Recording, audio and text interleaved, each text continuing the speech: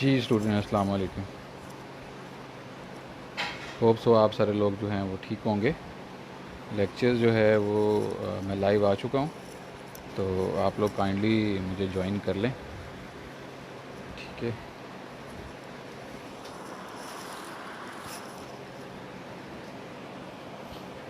जी, आप सबको मेरी आवाज़ आ रही है?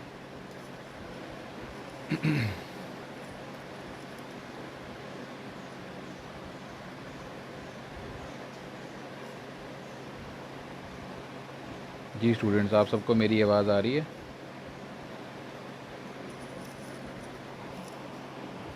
काइंडली रिप्लाई कीजिएगा। 23 स्टूडेंट्स ने ज्वाइन कर लिया। हमने सी टी एस पे अपलोड कर दिए हैं जो आपके यूट्यूब चैनल जो है नशाही का, उसके जो लिंक्स हैं लेक्चर के, वो पर लेक्चर के साथ हर डेट के साथ अपलोड कर दिए हैं।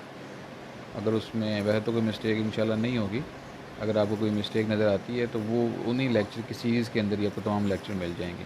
वो मैंने ऐड किया है जितने तक मुझे सुन के लेक्चर जो मुझे समझ आई है मैं ऐड करता गया हूँ साथ साथ। ठीक है जी, ताकि रिकॉर्ड में रहे और आप लोगों के लिए भी आसानी हो। एक हर चीज़ अब एक तरफ आ गई है। आप सी टी एस पे जाएंगे, आप वहाँ पे आपको लेक्चर मिल जाएगा, लेक्चर के नोट्स मिल जाएंगे और उसकी वीडियो मिल जाएगी आपको साथ साथ, दोनों चीज़ें। तो आप वहाँ से जाके ये चीज़ें भी ले सकते हैं। प्लस ग्रुप अवेलेबल है, ग्रुप में भी सारी चीज़ें आपको मिल सकती हैं।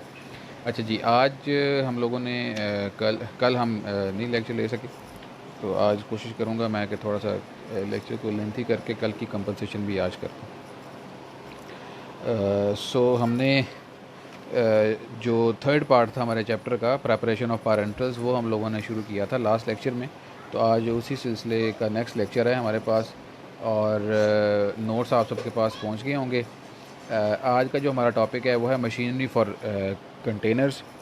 कंटेनर्स यहाँ पे हमारे पास जितना भी पैकिंग मटेरियल आएगा, जिसमें एम्प्यूल आएंगे, जिसके अंदर वायल्स आएंगी, इसमें इन्फ्यूजन भी बनाएगी जो हमारी बड़ी बॉटल होती है 100 ml की। तो ये सारे कंटेनर्स के उसके अंदर आते हैं। तो इसके अंदर हमारे पास जो मशीन्स होती है, मशीन के अंदर एक तो लोडिंग मशीन होती है जो कि इन कंटेनर्स को लोड करती है, नंबर वन। दूसरा उसमें वॉशर होता है जो इनको फिर वॉश करता है।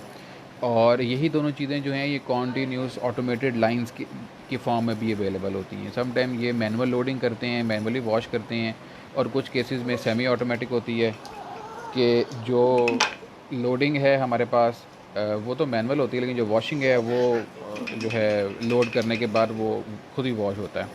ठीक है, तो मैनुअल के अंदर हमारे पास बेसिकली क्या होता है कि जेट ट्यूब्स जो हैं वो लगी होती हैं। फॉर एग्जांपल एज्यूम करें कि ये आपकी एक जेट ट्यूब है, तो इस तरह की बहुत सारी जेट ट्यूब्स लगी होती हैं। ठीक है, और उन जेट ट्यूब्स के ऊपर मैनुअली बाय हैंड हम उल्टा करके फॉर एग्ज़ाम्पल अगर मैं आपको बता सकूं तो से ये है समझाने के लिए, पास ही चीज़ें अवेलेबल हैं इस वक्त। तो ये फॉर एग्ज़ाम्पल ये आपका कंटेनर है और ये वो नीडल है जिसके अंदर से वॉशिंग मटेरियल निकलना है, पानी निकलना है। तो उल्टा करके कंटेनर इसके ऊपर यूँ प्लेस कर दिया जाता है। तो इसको कहते हैं मैनुअल लोडिंग।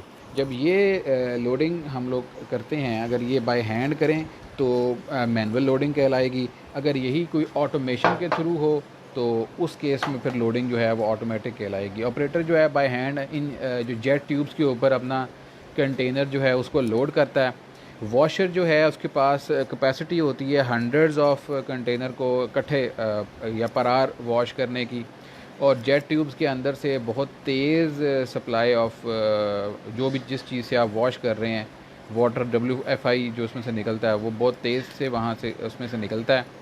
और वॉशिंग के बाद जो है ये ऑटोमेटिकली फिर जो कंटेनर्स होते हैं वो आगे निकल जाते हैं, आगे गिर जाते हैं, और नए कंटेनर्स मैनुअली या ऑटोमेटिकली हम लोग उसके ऊपर फीड कर देते हैं। तो ये तो आपके पास ही जो मशीन इसके अंदर यूज़ होती है। जहाँ तक बात है कॉन्टीन्यूस ऑटोमेटेड लाइंस की, तो इसके अंदर वाइल्स जो हैं वो ऑटोमेटिकली रोटरी रिंसर होता है। जैसे रोटरी आपकी पंचिंग मशीन होती है, जैसे रोटरी रिंसर होता है। एक तरफ से वाइल्स उस पर लगती जाती हैं और वॉश होती जाती हैं, और दूसरी तरफ से फिर वाइल्स जो हैं वो निकलती जाती हैं। वो घूमता है, एक तरफ से वाइल्स आ रही हैं, एक तरफ से वाइल्स आ रही हैं, आगे वो घूम रहा है। जो घूमता हुआ उसके ऊपर वो लोड होती जाएंगी, और जहाँ पे साइकिल पूरा होगा यही वाइल्स फिर उतर के आगे चली जाएंगी। तो एक तरह से वाइल्स आती हैं, वॉश होती हैं और फिर आगे चली जाती हैं। तो इस तरीके से ये सर्कल जो है वो हमारा चलता रहता है। ये कॉन्टीन्यूस ऑटोमेटेड लाइंस जो हैं ये आपको मिलती हैं। इसमें मैं कोशिश करूँगा कि यूट्यूब पे कोई वीडियो अगर मुझे मिल जाए इसकी वॉशिंग ऑफ कंटेनर्स की, तो वो भी मैं साथ में अपलोड कर दूँ CTS के ऊपर, लिंक उसका दे दूँ, तो वो आप वहाँ से जाके इसको देख भी सकते हैं। अच्छा, नेक्स्ट हमारे पास है हैंडलिंग आफ्टर क्लीनिंग। जब आपने अपना कंटेनर जो है उसको साफ़ कर लिया है, तो अब उसकी हैंडलिंग में आगे क्या होगा। आपने उसको ऐसे हैंडल करना है कि फ़र्दर कंटामिनेशन उसके अंदर ना हो। ठीक है, वेट जो होता है उसमें कंटामिनेशन के चांसेस बहुत ज़्यादा होते हैं, इसलिए फ़ौरी तौर पे उसको ड्राई किया जाता है। तो जैसे ही आप वॉशिंग करेंगे तो उसको ड्राई, कंटेनर को हम लोग ड्राई करते हैं। ड्राई करने के लिए लैमिनर फ्लो हुड के अंदर उसको रखते हैं, या SS बॉक्स के अंदर रख के उसको स्टेरिलाइजेशन टनल की, मैंने आपसे लास्ट टाइम भी बात की थी कि जो हमारे पास क्या कहते हैं उसको, स्टेरिलाइजिंग टनल जो हमारे पास होती है, या ऑटोक्लेव जिसे हम कहते हैं। ये 2 डोर ऑटोक्लेव को स्टेरिलाइजेशन टनल भी कहते हैं, बिकॉज़ ये जस्ट लाइक ये जो आपका है इसी तरीके की एक टनल होती है इस तरीके की। एक दरवाज़ा ये वाला है और दूसरा दरवाज़ा इसका ये है, और से ये सेंटर में ये जो मेरा हाथ है ये दीवार है। तो एक तरफ एक रूम है जो कि वॉशिंग जहाँ पे हो रही है, जो स्टीराइल नहीं है, और इस मेरे हाथ से इस तरफ स्टीराइल रूम है। तो आप क्या करेंगे कि एक डोर ये वाली साइड इसकी क्लोज़ रहेगी, एक डोर को ओपन करेंगे, और जो वॉश कंटेनर्स हैं आपके, एम्प्यूल्स हैं, वायल है, वो इसके अंदर रख देंगे। ठीक है, इसको बंद कर देंगे। अब जो रिस्पेक्टिव टाइम स्पैन है जिसके अंदर ये ऑटोक्लेव वर्किंग करेगा उसको स्टीराइल करेगा। अच्छा, अब ये दीवार के इस तरफ स्टीराइल रूम है, तो दूसरी तरफ फिर ये डोर ओपन करेंगे और यहाँ से वो कंटेनर्स को आप निकाल के स्टीराइल एरिया के अंदर ले जाएंगे। इस तरीके से हम लोग वॉशिंग के बाद उसको स्टीराइल करते हैं और कंटेमिनेशन की ग्रोथ से हम उसको बचाते हैं। ठीक है जी, ये है हैंडलिंग आफ्टर क्लीनिंग। ये था आपका कंटेनर। जहाँ तक बात है क्लोजर्स की, तो क्लोजर्स आमतौर पे आपको पता है एम्प्यूल के अंदर तो क्लोजर होते नहीं हैं, वो तो वही सील होता है। जहाँ तक वाइल्स की बात है, तो वाइल्स पे क्लोजर हम लोगों ने पढ़े हैं कि वो क्लोजर्स जो हैं हमारे पास वो रबर के बने हुए होते हैं। तो इन दैट केस उनके लिए हमें कुछ थोड़ा सा फ़र्क करना पड़ता है। उसमें rough elastic and convoluted surfaces of rubber closure renders more difficulty to clean. Rough surface होती है रबर क्लोजर की, इतना स्मूथ नहीं होता, जस्ट लाइक ग्लास। कॉन्वोलेशंस होती हैं, इलास्टिसिटी होती है, तो ये कोई ईजी नहीं होता।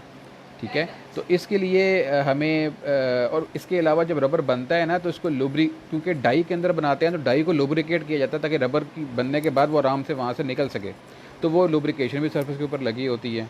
तो इसके अलावा बहुत सारे और इनऑर्गेनिक कंटेमिनेशंस होती हैं जिनको रिमूव करना ज़रूरी होता है। तो इन दैट केस हम लोग क्या करते हैं कि हॉट वाटर ले लेते हैं, सॉफ्टनर या डिटर्जेंट ले लेते हैं, और क्लोजर्स को रिंस करते हैं हॉट वाटर, डिटर्जेंट और सॉफ्टवेयर्स के अंदर, लॉन्ग टाइम के लिए रखते हैं। सेवरल टाइम्स इसको वॉश करने के बाद फिर एंड पे जब ये वॉशिंग हो जाती है, फिर रिंसिंग करते हैं वाटर फॉर इंजेक्शन से। ठीक है, और वाटर इंजेक्शन से रिंसिंग करने के बाद तो फिर इन कंटेनर्स को अगेन हमें इसको भी प्रोटेक्ट, क्योंकि वॉशिंग हो गई है, अब इसको भी स्टीराइल करना है, इसको भी हमें प्रोटेक्ट करना है। तो ऑटोक्लेविंग इसकी भी की जाती है, स्टीम ऑटोक्लेविंग। ठीक है, वेट हीट जो ऑटोक्लेविंग होती है वो इसकी की जाती है। और इसी वे में, जिस वे में आपने पहले अपने कंटेनर्स को अंदर पहुंचाया था, उसी वे में इनको भी थ्रू ऑटोक्लेविंग अंदर पहुंचाया जाता है स्टीराइल एरिया के अंदर। ठीक है जी, पायरोजन को रिमूव किया जाता है।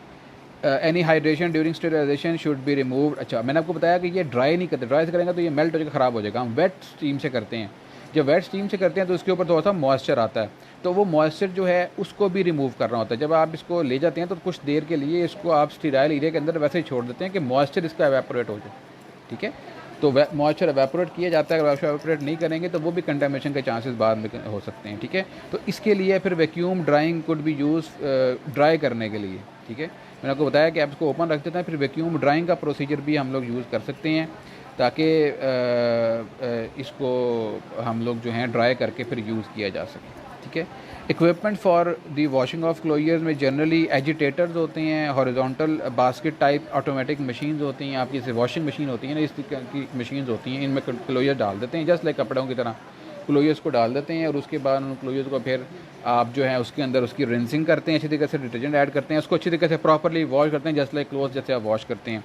और मॉडर्न जो हमारे पास क्लोजर प्रोसेसर्स हैं वो उसके अंदर सिलिकॉनाइज़र्स होते हैं, स्टेरलाइज़र्स होते हैं, एंड ट्रांसपोर्टेशन का फिनोमेना होता है। मीन्स वो जो मॉडर्न क्लोजर्स आ गए हैं, वो पहले तो उसके ऊपर जो एक्सेसिव सिलिकॉन है उसको रिमूव करता है, मीन वॉशिंग करता है उसकी, उसके बाद उसको स्टेरलाइज भी करता है वो जो वॉशर होता है, और थर्डली वो स्टेरलाइज करने के बाद उसको फिर ट्रांसपोर्ट भी करता है टू दी प्रोडक्शन फैसिलिटी, जो कि स्टीराइल एरिया की फैसिलिटी है वहाँ तक।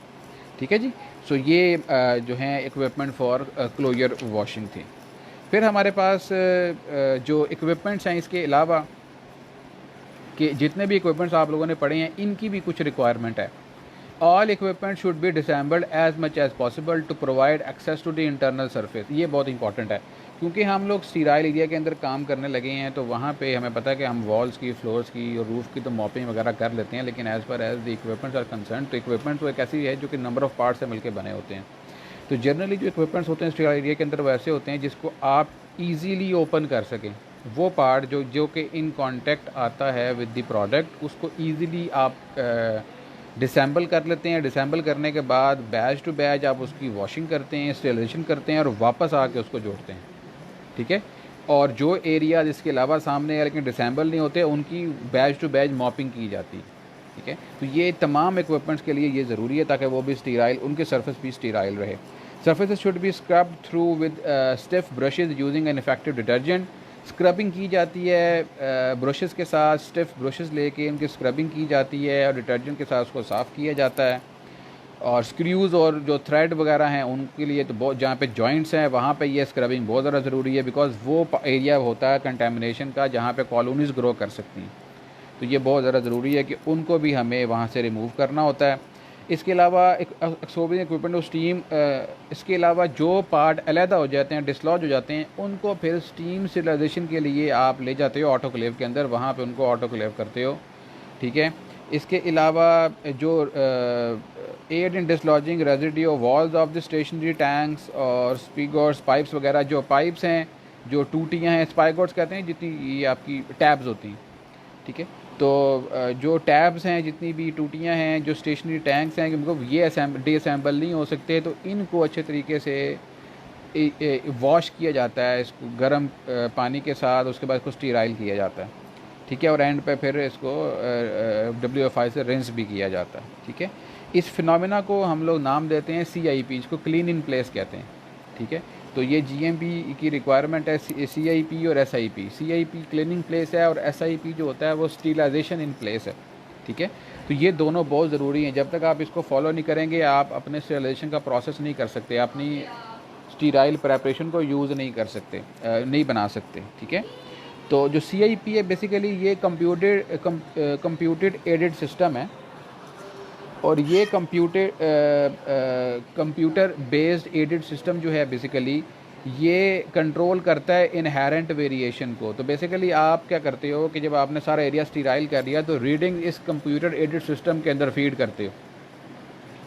वो रीडिंग्स जो इस कंप्यूटर एडेड सिस्टम के अंदर फीड होती हैं टाइम टू टाइम, ये आपको बताता रहता है, बिकॉज रीडिंग हम दरमियान में भी लेते रहते हैं। मैं आपको बताया था कि जब हम लोग प्रिपरेशन करते हैं तो हम जगह जगह पे पैटी डिशेस को प्लेस करते हैं और बार बार सैंपल विड्रॉ करते हैं, ड्यूरिंग प्रोडक्शन भी सैंपल विड्रॉ करते हैं। तो वो जो डाटा मैं तब बताया था कि कंप्यूटर में हम लोग फीड करते हैं, तो जो डॉक्यूमेंट में फीड करते हैं वो बेसिकली CIP सॉफ्टवेयर होता है, और उसके अंदर डाटा हम लोग जब फीड करते हैं तो वो फिर हमें वो नोट करता रहता है और हमें बताता है कोई वेरिएशंस तो नहीं आ रही, कोई इनहेरेंट वेरिएशंस तो नहीं आ रही। ठीक है। तो इससे बैक, जब भी कोई इंस्पेक्शन होती है ना, तो वो इन प्रोटोकॉल से बैक ट्रेस करते हैं कि जी जब भी इंस्पेक्शन नहीं हो रही थी, क्या तब थ्रू प्रॉपर GMP फॉलो हो रही थी या नहीं हो रही थी। ठीक है। तो ये चीज़ें जो CIP है वो ये बेसिकली क्लीन इन प्लेस कहलाती है। Cleaning is accomplished by high pressure scrubbing action, spray balls और nozzle deliver hot detergent solution for captive tanks systems followed by rinsing of the WFI। तो जेट्स लेके हाई प्रेशर से जो detergent solution होता है उसको आप कंटेनर के अंदर मारते हो। बड़े बड़े टैंक्स हैं जहाँ पे आपने कंपाउंडिंग की है, कंपाउंडिंग करने के बाद आपका बैच था सिर्फ 50 लीटर का, तो 50 लीटर आपने किसी कंटेनर में डाला हुआ है, तो उस कंटेनर को फिर एम्प्टी करने के बाद जब बैच ख़त्म हो जाता है, उसको एम्प्टी करने के बाद उसको वॉश किया जाता है डिटर्जेंट के साथ। ठीक है। रिंस किया जाता है फिर WFI के साथ, और फिर इसकी मॉपिंग करके स्टीराइज किया जाता है उसको। ठीक है जी।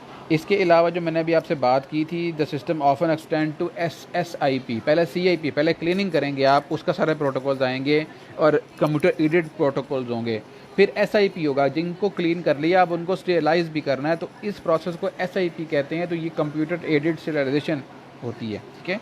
और इसको हम लोग करते हैं ताकि हम सेंसिटाइजिंग या स्टेरलाइजिंग ऑफ दी वॉल्स और कंटेनर्स और बाकी तमाम जितनी भी चीज़ें हैं उनको करने के लिए फिर हम SIP का यूज़ करते हैं। और SIP इटसेल्फ जो है वो आपका क्लीन स्टेरिलाइजेशन इन प्लेस का फिनोमेना है, और ये CGMP की कंप्लाइंस के अंदर ये ज़रूरी होता है। तो अभी तक ये हुआ कि हमने अपना एरिया क्लीन कर लिया। एरिया क्लीन करने के बाद अब प्रेपरेशन के अंदर जो पहला एस्पेक्ट था कि हमारा एरिया साफ़ होना चाहिए, हमारे इक्विपमेंट साफ़ होने चाहिए, हमारे कंटेनर स्टेरलाइज होने चाहिए, हमारे जो कंटेनर के लिड्स हैं, जो ऊपर उनकी कैप्स हैं, वो स्टेरलाइज होने चाहिए। अब ये सारा कुछ स्टेरलाइज हो गया। अब हम लोग आ जाते हैं production of the product preparation की तरफ। प्रोडक्ट प्रेपरेशन में सबसे पहले तो मास्टर फार्मूला डेवलप किया जाता है, जिसको हम BMR कहते हैं, बैच मैन्युफैक्चरिंग रिकॉर्ड। BMR बनाया जाता है, उसको फाइल में लगाया जाता है, और each batch formula sheet should be prepared from master and confirm. अब जो BMR होता है ना बेटा, वो एक कंबाइंड चीज़ होती है, उसके अंदर मल्टीपल, अभी जब वापस इंशाल्लाह मुलाकात होगी तो BMR मेरे पास पड़ा है, मैं आपको दिखा भी दूंगा।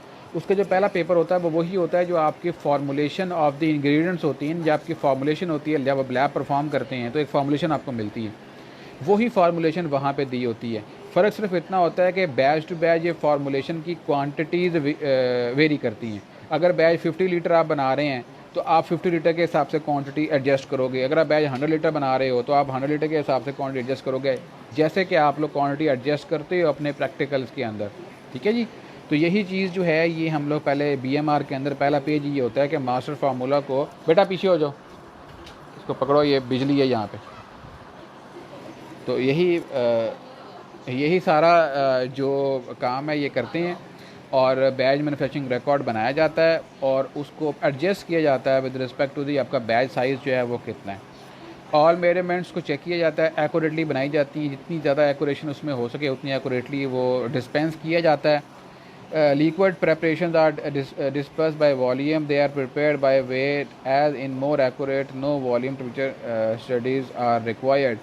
आमतौर पे आपने ये देखा होगा कि हम लोग लिक्विड को तो ml में लेते हैं, लेकिन अगर आप लिक्विड को ग्राम्स में ले लें तो उस केस में फिर आपको जो वॉल्यूम टेम्परेचर स्टडीज़ हैं वो करने की ज़रूरत नहीं है। अगर आपके पास वॉल्यूम टेम्परेचर स्टडीज़ करने के लिए आपके पास टाइम या आपके पास रिक्वायर्ड डाटा नहीं है, तो इन दैट केस फिर आप लिक्विड्स को ग्राम्स में लें रादर देन ml में लेने की। अब ये वॉल्यूम टेम्परेचर क्या है कि जी जैसे आप टेम्परेचर बढ़ाते हो तो वॉल्यूम बढ़ता है, टेम्परेचर कम करते हो तो वॉल्यूम कम होता है। तो चेंज इन टेम्परेचर की वजह से अगर कोई सेंसिटिव मटेरियल है ऐसा जो कि स्लाइट चेंज इन टेम्परेचर, क्योंकि ज़्यादा वास्ट चेंज इन टेम्परेचर तो नहीं होता इंडस्ट्री के अंदर, लेकिन स्लाइट चेंज ऑफ टेम्परेचर हो सकता है। तो स्लाइट टेम्परेचर चेंजेस और प्रेशर चेंजेस की वजह से अगर वॉल्यूम में फ्लक्चुएशन आ रही है तो ऑब्वियसली आपका प्रोडक्ट जो है उसकी क्वालिटी कॉम्प्रोमाइज़ हो सकती है। तो इन दैट केस अगर ऐसा कोई फिनोमेना है और तो आप पहले तो कैलकुलेशन करें कि वॉल्यूम चेंजेस कितनी होंगी टेम्परेचर चेंजेस के साथ। अगर आप वो कैलकुलेशन नहीं करना चाहते तो इन दैट के बजाय वॉल्यूम में लेने के फिर आप ग्राम्स में ले लें, बिकॉज ग्राम्स के ऊपर इफेक्ट नहीं आता।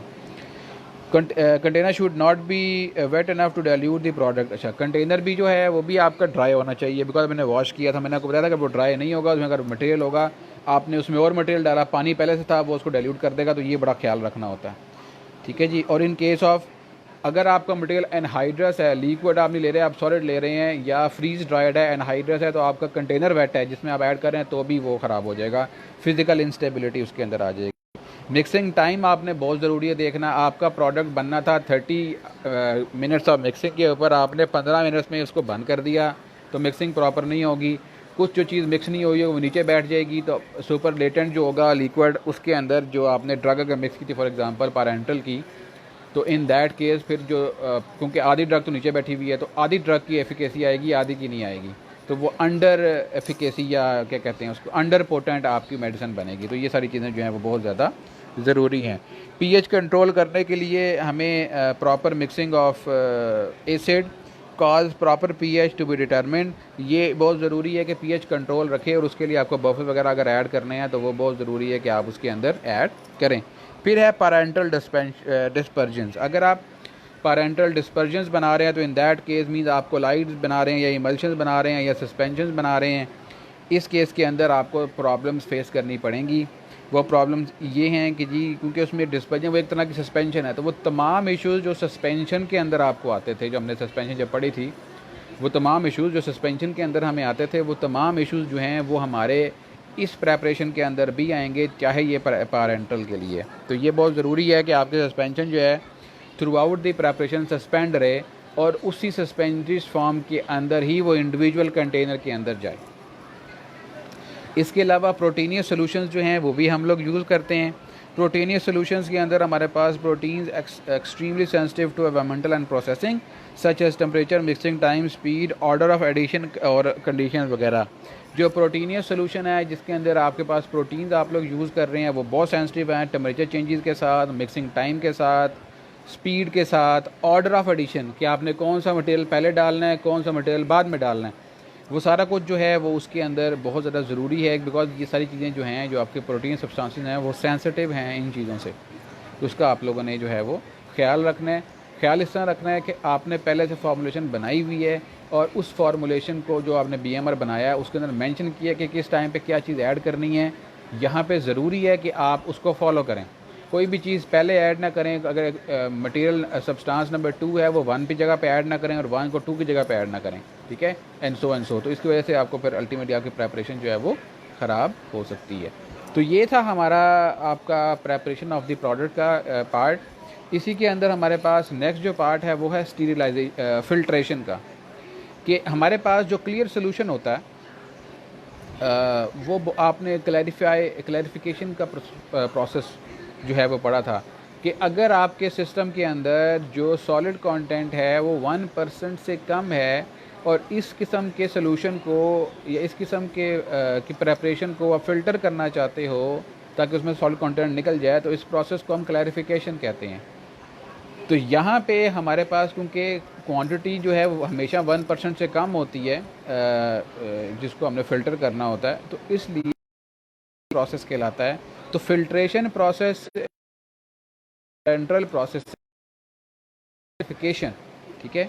तो इसको हम लोग कोल्ड स्टीरिलाइजेशन भी कहते हैं, बिकॉज फिल्ट्रेशन यहाँ पे की जाती है पायरोजन को रिमूव करने के लिए, बैक्टीरियाज को रिमूव करने के लिए। तो इसको क्योंकि ये एक तरह से हम स्टीराइल कर रहे हैं, तो this is basically sterilisation through filtration और क्लैरिफिकेशन, एंड दिस फिल्ट्रेशन और clarification process is also known as cold sterilisation, ठीक है। 0.2 माइक्रोन के साइज़ का जो बैक्टीरिया है या जो माइक्रो ऑर्गेनिज़म है वो इस केस में रिमूव हो जाता है और हाई डिग्री ऑफ क्लैरिटी हमें मिलती है, हाई डिग्री ऑफ प्योरिटी मिलती है इस प्रोसेस से। Filters are thought to be one or more combination of the following. जो फिल्टर्स यहाँ पे हम लोग यूज़ करते हैं for clarification purpose, for sterilisation purpose, उसके 3 पार्ट हैं उस फिल्टर के। पहला पार्ट जो उसके अंदर होता है वो, दूसरा पार्ट जो है वो इंट्रैपमेंट और इम्पैक्शन कहलाता है, और तीसरा पार्ट जो है वो इलेक्ट्रोस्टैटिक अट्रैक्शन कहलाता है। तो ये 3 पार्ट जो हैं इनको यूज़ करके तो हम लोग अपने लिक्विड को स्टीराइल करते हैं। जहाँ तक सीविंग की बात है तो ये पार्ट जो फ़िल्टर का होता है ये रिटेन करता है पार्टिकल्स को। जो बड़े पार्टिकल्स होते हैं 0.2 माइक्रोन से बड़े, उनको रिटेन करता है। जो इंट्रैपमेंट का पार्ट है, सेकेंड पार्ट, ये particle larger in size entrapped lodge in the passageway on the surface of the pores। तो अच्छा, ये पीछे एक बात बतानी रहेगी कि ये जो तीनों प्रोसेसेस हैं ये तीनों हो सकते हैं और इनकी जगह पे कम्बिनेशन ऑफ 3 को भी हो सकता है और कम्बिनेशन ऑफ 2 भी हो सकता है, कम्बिनेशन ऑफ 1 भी हो सकता है। सिर्फ सीविंग का प्रोसेस भी कर सकते हैं आप, ठीक है। इंट्रैपमेंट के केस में अगर आपको याद हो हमने मेटा फिल्टर्स पढ़े थे, और मेटा फिल्टर जो थे वो इस तरह के कॉनिकल फिल्टर्स थे। ऊपर से चौड़ा था उसका पोर, नीचे से छोटा होता है। तो ऊपर से जो चौड़ा पोर होता है बड़ा पार्टिकल आके यहाँ फंस जाता है और छोटे पार्टिकल फिर ग्रेजुअली नीचे आते आते आते फंसते जाते हैं, ठीक है। इसी कहते ये फिल्टर चौक नहीं होता। तो ये इंट्रैपमेंट या इम्पैक्शन का फिनोमेना होता है। थर्ड हमारे पास इलेक्ट्रोस्टैटिक अट्रैक्शन है। इसके अंदर हमने हैपा फिल्टर्स के अंदर पढ़ा था, HVAC के अंदर पढ़ा था कि हमारे पास जो है अट्रैक्शन या जो इलेक्ट्रोस्टैटिक अट्रैक्शन है इसमें ऑपोजिटली चार्ज पार्टिकल्स जो हैं उनको एब्जॉर्ब किया जाता है। पॉजिटिव चार्ज जो होंगे वो नेगेटिव एब्जॉर्ब कर लेंगे, नेगेटिव चार्ज जो होंगे वो पॉजिटिव एब्जॉर्ब कर लेंगे। तो जो चार्ज पार्टिकल्स हैं ये भी इस तरीके से रिमूव हो जाते हैं। अच्छा, note, prolong the speed force tend to sweep particles initially held by entrapment electrostatic charges through pores. अब यहाँ पे बहुत ज़रा ज़रूरी एक चीज़ है कि अगर आप स्पीड ऑफ द फिल्ट्रेशन बढ़ाते हैं तो चांसेस हैं कि आपका फ़िल्ट्रेशन का जो प्रोसेस है वो सही तरीके से काम ना करे, वो कॉम्प्रोमाइज़ हो जाए। ये क्यों होता है ये आप पहले पढ़ चुकी हैं। जब फोर्स बढ़ती है या मटेरियल की क्वांटिटी बढ़ती है तो पोर साइज़ डिसलॉज हो जाता है। ये हम पहले फ़िल्ट्रेशन में बहुत डिटेल्स में हम लोग पढ़ चुके हैं। ये था हमारे पास फ़िल्ट्रेशन का। फ़िल्ट्रेशन के अंदर नेक्स्ट हमारे पास जो आता है सब टाइप, वो मेम्ब्रेन फ़िल्टर है। मेम्ब्रेन फ़िल्टर हमने डिटेल के अंदर पढ़ा था फ़िल्ट्रेशन के चैप्टर के अंदर, तो इसलिए मैं इसको नहीं पढ़ा रहा। ये आप लोगों ने ख़ुद इसको एक दो दफ़ा से देख लेना है। जो अब सबसे इम्पॉर्टेंट चीज़ जहाँ पे आ रही है हमारे पास, वो आ रही है बबल पॉइंट टेस्ट। फ़िल्टर की इंटीग्रिटी को अगर आप, क्योंकि मोस्टली मैक्सिमम केसेस के अंदर हम लोग स्टीलाइजेशन थ्रू फिल्ट्रेशन करते हैं, ठीक है। हम ऑटोक्लेविंग भी करते हैं, उसको टर्मिनल स्टीलाइजेशन के तौर पे यूज़ करते हैं, लेकिन हमेशा हर प्रोसेस के अंदर बिकॉज वाटर WFI प्रोड्यूस करना है, WFI को जब भी स्टीराइल करना है थ्रू फिल्ट्रेशन करना है, ठीक है। तो इसलिए बहुत ज़्यादा ज़रूरी है कि हमारा फ़िल्टर जो है वो बार बार चेंज हो और हमें ये पता लगे कि हमारा फ़िल्टर की इंटीग्रिटी बरकरार है या नहीं है। तो फ़िल्टर की इंटीग्रिटी बरकरार रखने के लिए अगर आपको याद हो तो मैंने आपको कुछ टेस्ट बताए थे। बबल पॉइंट टेस्ट था उसके अंदर एक, अगर आपको याद हो। यही बबल पॉइंट टेस्ट यहाँ पे भी आ गया है। तो एज़ इट इज़ आपने सेम जो आपने पहले पढ़ा था वही मैंने वहाँ पर भी रेमिंगटन का सहारा लिया था आपके नोट्स के अंदर। तो यहाँ पर भी रेमिंगटन का ही सहारा, ये रेमिंगटन की बात ही यहाँ पे दी गई है। तो इसके अंदर जो आपके पास बबल पॉइंट टेस्ट है ये मैं आपको अगेन जो है नहीं करवा रहा, ये आपने एक बार गो थ्रू कर लेना है। इसके बाद जो सेकंड टेस्ट है वो डिफ्यूजन या फॉरवर्ड फ्लो टेस्ट है, ये भी आप लोगों ने पहले जो है वो परफॉर्म किया था। तो जो थर्ड टेस्ट है जो कि नया है यहाँ पे, वो है प्रेशर होल्ड टेस्ट। तो 3 टेस्ट है, बबल पॉइंट टेस्ट है नंबर 1, नंबर 2 डिफ्यूजन और फॉरवर्ड फ्लो टेस्ट है, और नंबर 3 जो है वो प्रेशर होल्ड टेस्ट है। लीकेज पता चलता है जी बेटा, अभी वो हम पढ़ने लगे हैं। ये तीनों मेथड्स हैं जिनसे हमें फिल्ट्रेशन की लीकेज का पता लगता है, ठीक है। तो 2 मेथड आप पहले पढ़ चुके हैं, तीसरा मेथड आपको मैं करवा रहा हूँ। तो जो प्रेशर होल्ड टेस्ट है, these tests are performed to detect pressure pores or other opening through the membrane. The test is performed by gradually increasing the air pressure on the upstream side of the water wet filter. The bubble point test keep rising the pressure until the obtain where the air bubble first appear. तो ये वही बात है हमारे पास कि जो pressure hold test है, आप against the surface of membrane filter आप प्रेशर देते हो, और जैसे ही आपको दूसरी साइड पे बबल मिलते हैं आप देखते हो कि ये इसका प्रेशर होल्ड टेस्ट था। नतीजा क्या कहते हैं, अगर 2 माइक्रोमीटर फ़िल्टर के थ्रू कंटेमिनेशन के चांसेस होते हैं तो फिर इसकी साइड बाय साइड क्यों करते हैं, सीधे 0.1 फिल्ट्रेशन क्यों नहीं यूज़ करते।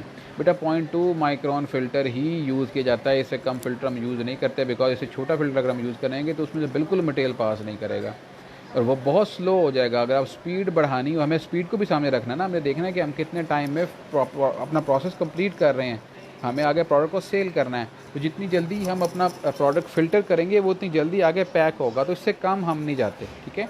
हाँ, ये ज़रूर होता है कि इसको चोक होने से बचाने के लिए कि एक तरफ हम पहले 0.3 माइक्रोन का फ़िल्टर लगा देते हैं, वो बड़े पार्टिकल को रोक लेता है, और इसके आगे 0.2 का लगा देते हैं, ठीक है। इससे छोटे पे हम लोग नहीं यूज़ करते, हम नहीं जा सकते। और जहाँ तक बात है बैक्टीरिया हमने निकालना होता है इसके अंदर से, तो बैक्टीरिया जो है वो सारे बैक्टीरिया 0.2 माइक्रोन से बड़े ही होते हैं, वो निकल जाते हैं, इसलिए भी ज़रूरत नहीं होता कि हम 0.1 की तरफ जाएँ, ठीक है जी। तो यही आपका आमतौर पे 0.2 माइक्रोमीटर का सेलोज एस्टर फिल्टर जो है वो इसमें यूज़ करते हैं बबल पॉइंट टेस्ट के अंदर 0.2 माइक्रोन का, और 50 psi प्रेशर दिया जाता है, और a diffusion flow rating no greater than 13 ml पर मिनट।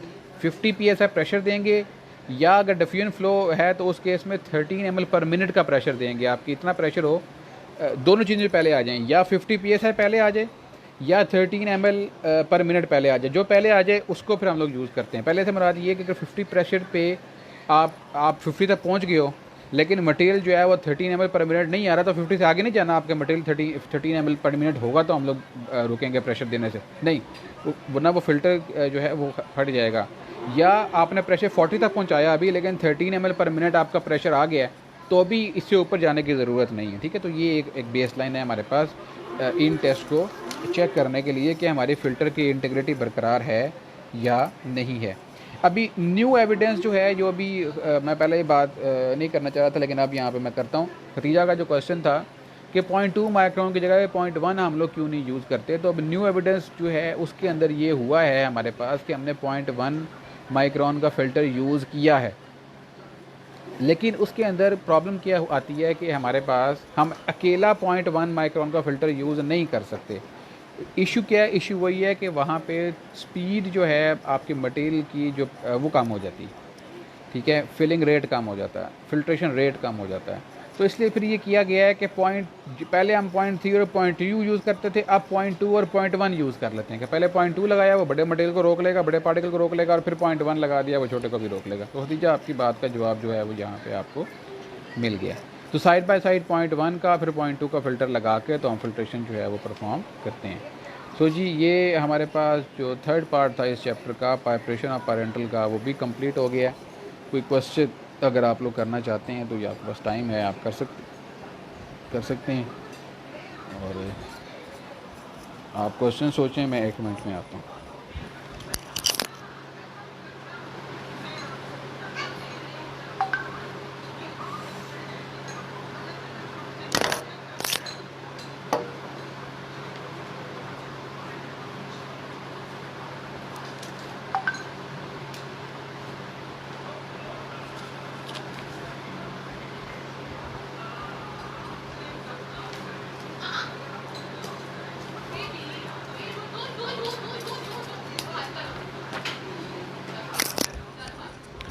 जी, हेलो। हाँ जी, आवाज़ आ रही है आपको? ठीक हो गया। अच्छा, अब ऐसे है कि इस चैप्टर का जो लास्ट पार्ट है,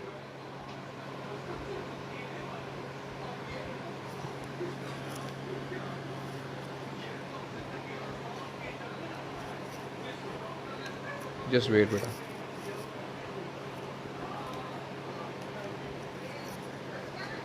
जी, तो ये अब हमारे पास चैप्टर का लास्ट पार्ट है फिलिंग का, वो हम लोग इंशाल्लाह अपने नेक्स्ट लेक्चर में शुरू करेंगे। ये चैप्टर हमारा तब कंप्लीट हो जाएगा। अभी मैं आपके साथ नोट्स जो है वो शेयर कर देता हूँ ताकि आप लोग उनको पढ़ लें, और ताकि नेक्स्ट चैप्टर से पहले आपके पास कुछ नो हाउ हो कि हमने करना क्या है। अच्छा, सेकंड बात ये है कि आपके साथ अभी तक मैं 4 प्रैक्टिकल्स शेयर कर चुका हूँ, ठीक है। अभी लेटली मैंने आपके साथ जो है एक नया प्रैक्टिकल ट्रांसडर्मल का जो है वो शेयर किया है। ट्रांसडर्मल जो ड्रग डिलीवरी सिस्टम है वो आप पढ़ चुके हैं अपने सेकंड ईयर के अंदर, फार्मास्यूटिकल प्रेपरेशंस के अंदर। तो आप लोगों ने करना क्या है, क्योंकि बच्चों ये पूछ रहे हैं कि हमें उसमें क्या करना है। आपने फ़िलहाल इसको सिर्फ जो है वो जो प्रैक्टिकल लिखा हुआ मैंने आपको भेजा है, इसको आपने गो थ्रू करना है, इसको आपने पढ़ना है। और इससे रिलेटेड एंटीबायोटिक के जो पैचेज अवेलेबल हैं इंटरनेट के ऊपर, जो रिसर्च आर्टिकल्स अवेलेबल हैं, वो एक रिसर्च आर्टिकल आप लोगों ने प्रॉपर डाउनलोड करना है, ठीक है। और सॉल्वेंट एवेपोरेशन मेथड के से वो बना हुआ हो, ठीक है। और उससे अगर आप इसमें अगर मैं आपको एक बता भी देता हूँ, अगर आप देखना चाहें तो ये है इसका टाइटल, आप इसको पढ़ सकते हैं यहाँ से। Formulation and evaluation of antibiotic transdermal patch prepared by solvent evaporation method. तो ये रिसर्च आर्टिकल है, ये आपको इस तरह के रिसर्च आर्टिकल मिल जाएंगे। ये आर्टिकल आप लोगों ने एक हर बच्चे ने जो है उसको डाउनलोड करना है और इसको गो थ्रू करना है, और इसमें से आपने अपना प्रैक्टिकल जो है वो डिवाइस करना है। इंग्रेडिएंट्स वैसे आपको डिवाइस प्रैक्टिकल मैंने भेज दिया है, लेकिन ये ज़रूरी है कि आप इसको प्रॉपरली पढ़ें और आपको पता हो कि क्या क्या चीज़ें हमने इन प्रैक्टिकल्स के अंदर इस्तेमाल करनी है। जैसे ही इंशाल्लाह हम वापस आएंगे तो मैं आपको ये हम लोग प्रेपरेशन भी जो है वो इसकी परफॉर्म सॉरी जी, छींक आ गई थी, ठीक है जी। तो ये है आपके प्रैक्टिकल के बारे में। तो 4 प्रैक्टिकल्स आप लोगों ने 7 आपने पहले परफॉर्म किए थे, 4 आप ये और लिख लेंगे तो आपके 11 प्रैक्टिकल्स जो हैं ये हो जाएंगे। और इंशाल्लाह ताला टिल 5th में या जो फर्स्ट वीक ऑफ में है, ये आपको 14-15 प्रैक्टिकल तक इंशाल्लाह मैं ले जाऊंगा। और आपका कोर्स भी अभी इसके बाद ये चैप्टर आपका कंप्लीट हो गया है, और ये सॉरी एक चैप्टर का लास्ट पार्ट रह गया। जैसे ही ये कंप्लीट होगा इस वीक में ये चैप्टर इंशाल्लाह, कल हमारा इस वीक का लास्ट लेक्चर है। नेक्स्ट वीक तक होप सो उम्मीद है कि नेक्स्ट वीक के 2 दिन लेक्चर लगेंगे, नेक्स्ट वीक तक जो है ये चैप्टर आपका कंप्लीट हो जाएगा। जी बेटा, आपने हाय बोलना है, हाय बोलना है, हाय हाय बोले, हाय। पूछें क्या हाल है आपका, सबका पूछें सबका क्या हाल है। बाय बाय कर दें, चलो जाओ, जाओ बेटा। साइकिल मामा से को, मामा बिठाती है साइकिल पे आप। जी अरसलवान सर्जरी शूट। हमारा बेटा ये क्या है चल रहा है इधर। ठीक है जी। सो इंशाल्लाह नेक्स्ट लेक्चर के लिए, लेक्चर तक आपसे हम अल्लाह हाफिज़ करते हैं, और इंशाल्लाह कल आपसे दोबारा मौका तो कोई क्वेश्चन हो तो आप लोग ऑनलाइन मेरे से पूछ सकते हैं। उसामा बेटा आप नुशाई इसको अपलोड कर दें और लिंक मुझे भेज दें ताकि मैं इसको भी साथ साथ अपलोड कर दूं आपके CTS के ऊपर। Thank you very much. और जो उसको कन्वर्ट करते हैं वो कन्वर्ट कर दें, इसको कन्वर्ट करके इसको उमैर कन्वर्ट कर रहे थे इस वीडियो को शायद। तो उमैर आपके पास सारा बैकअप डाटा होना चाहिए फ्रॉम लेक्चर नंबर 1 से लेकर लेक्चर नंबर जो आज चल रहा है 14 15 जो भी है, वहाँ तक आप इसको लेके आपके पास डाटा आप रखें 100 MB जो आप कन्वर्ट करते हैं, ताकि कल को हमारे पास रिकॉर्ड रहे इन वीडियोज़ का।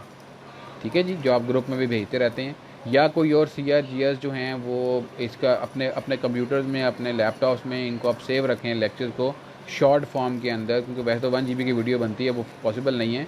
जो व्हाट्सएप का डाटा आपके पास आता है 100 MB का, 90 MB का, वो अपने पास सेव रखें, रिकॉर्ड रखें, ताकि कल को हमें प्रॉब्लम ना हो। थैंक यू वेरी मच, अल्लाह हाफ़िज़।